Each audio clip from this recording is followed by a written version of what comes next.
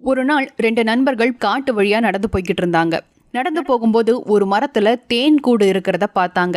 அப்ப அங்க வந்த 2 பேரு அந்த மரத்து மேல ஏறி தேன் கூட்டுல இருந்து தேனை எடுத்துக்கிட்டு இருந்தாங்க.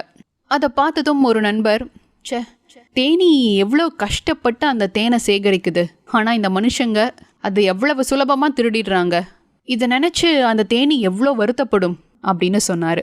அதுக்கு இன்னொரு நண்பரோ, கண்டிப்பா அந்த தேனி வருத்தப்படாது, மனுஷங்களால அந்த தேனை மட்டும்தான் திருட முடியும், ஆனா அந்த தேனை உருவாக்கும் கலையை எப்பவும் தேனிக்கிட்டு இருந்து திருட முடியாது.